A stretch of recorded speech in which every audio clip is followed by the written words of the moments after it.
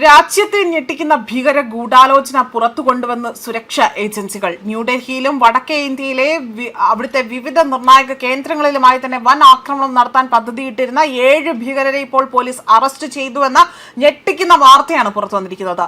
അന്വേഷണ ഉദ്യോഗസ്ഥർ പറയുന്നതനുസരിച്ച് റെയിൽവേ സ്റ്റേഷനുകൾ, സൈനിക താവളങ്ങൾ, അതേപോലെ തന്നെ ജനത്തിരക്കേറിയ പൊതുസ്ഥലങ്ങൾ, പ്രധാന സർക്കാർ സ്ഥാപനങ്ങൾ, മത നേതാക്കളുടെ കേന്ദ്രങ്ങൾ തുടങ്ങി രാജ്യസുരക്ഷയുമായി ബന്ധപ്പെട്ട അതീവ പ്രാധാന്യമുള്ള സ്ഥലങ്ങളുടെ ചിത്രങ്ങളും വീഡിയോകളും GPS വിവരങ്ങളും ശേഖരിച്ചുകൊണ്ട് വിദേശത്തുള്ള ഹാൻഡിൽമാർക്ക് കൈമാറി എന്നതായിരുന്നു ഈ പിടികൂടിയ പ്രതികളിൽ നിന്നും കണ്ടെത്തിയിരിക്കുന്ന ഞെട്ടിക്കുന്ന വിവരങ്ങൾ.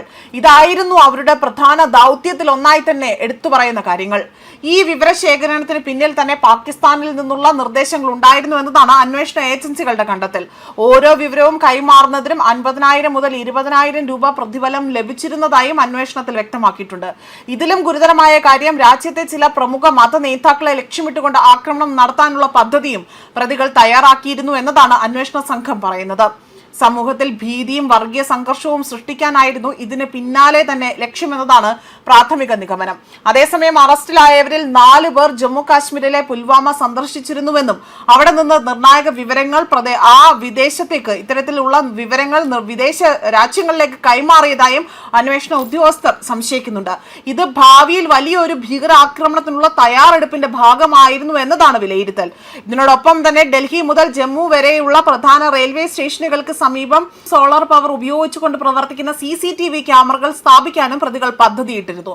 സൈനിക നീക്കങ്ങളും സുരക്ഷാ ഏജൻസികളുടെ പ്രവർത്തനങ്ങളും രഹസ്യമായി തന്നെ നിരീക്ഷിക്കുകയായിരുന്നു ഇതിന്റെ ലക്ഷ്യം. രാജ്യത്തിന്റെ സുരക്ഷയെ നേരിട്ട് ബാധിക്കുന്ന ഈ ഗൂഢാലോചന സുരക്ഷാ ഏജൻസികൾ സംയോജിതമായി തന്നെ തടഞ്ഞുകൊണ്ട് വലിയ ദുരന്തം ഒഴിവായി എന്നതാണ് വിലയിരുത്തപ്പെടുന്നത്. അറസ്റ്റിലായവരുടെ ബന്ധങ്ങൾ, സാമ്പത്തിക ഇടപാടുകൾ, വിദേശ ബന്ധങ്ങൾ എന്നിവയെക്കുറിച്ച് കൂടുതൽ അന്വേഷണം പുരോഗമിച്ചു വരികയാണ്. രാജ്യത്തെ നിർണായക കേന്ദ്രങ്ങൾ ലക്ഷ്യമിട്ടുകൊണ്ടുള്ള ആസൂത്രണം ചെയ്തിരുന്ന ആക്രമണ നീക്കങ്ങൾ എത്രത്തോളം വ്യക്തമാക്കുന്നു എന്നതാണ് ഈ അന്വേഷണത്തിന്റെ ഈ ഒരു നാൾ വഴികൾ സൂചിപ്പിക്കുന്നത്. കൂടുതൽ പേരിലേക്ക് അന്വേഷണം നീളുമോ, അല്ലെങ്കിൽ പിന്നിൽ പ്രവർത്തിച്ച ശൃംഖല ആരാണ് എന്ന ചോദ്യങ്ങൾക്കെല്ലാം തന്നെ ഇപ്പോൾ ഉത്തരം ലഭ്യമാകേണ്ടിയിരിക്കുന്നതാണ്. ചില ക്യാമറകൾ ഇതിനോടകം തന്നെ സ്ഥാപിച്ചിരുന്നതായും അന്വേഷണത്തിൽ കണ്ടെത്തുകയും പാകിസ്ഥാനിൽ നിന്ന് അത്യാധുനിക ആയുധങ്ങളും ഹെറായിൻ ഉൾപ്പെടെയുള്ള ലഹരി മരുന്നുകളും ഡ്രോണുകളും വഴിയാണ് പ്രതികൾ ഭാരതത്തിലേക്ക് കടത്തിയതെന്നും വ്യക്തമാക്കുന്നു. പഞ്ചാബ് അതിർത്തിയിൽ എത്തിക്കുന്ന ലഹരി മരുന്ന്, ആയുധശേഖരം എന്നിവ ഏറ്റുവാങ്ങിക്കൊണ്ട് ഡൽഹിയിൽ എത്തിക്കുകയായിരുന്നു സംഘത്തിന്റെ രീതി. സാധാരണ ക്രിമിനൽ പശ്ചാത്തലമുള്ള അതായത് അവിടുത്തെ യുവാക്കളെ സമൂഹ മാധ്യമങ്ങളിലും അതുപോലെ എൻക്രിപ്റ്റഡ് മെസ്സേജ് ആപ്പുകൾ വഴി സ്വാധീനിച്ചുകൊണ്ടാണ് ഇത്തരത്തിൽ വലിയ രീതിയിൽ ഈ ഒരു സംഘം അവിടെ റിക്രൂട്ട്മെന്റ് നടത്തിയിരുന്നത്. മൊബൈൽ റിപ്പയർ ടെക്നീഷ്യന്മാർ, CCTV ഓപ്പറേറ്റർമാർ, കമ്പ്യൂട്ടർ പരിജ്ഞാനമുള്ളവർ എന്നിവരെയാണ് കൂടുതലായി തന്നെ ലക്ഷ്യമിട്ടത് എന്നതാണ് അന്വേഷണ ഉദ്യോഗസ്ഥർ ഇപ്പോൾ വ്യക്തമാക്കിയിരിക്കുന്നത്. ന്യൂസ് ഡെസ്ക് കർമ്മ ന്യൂസ്.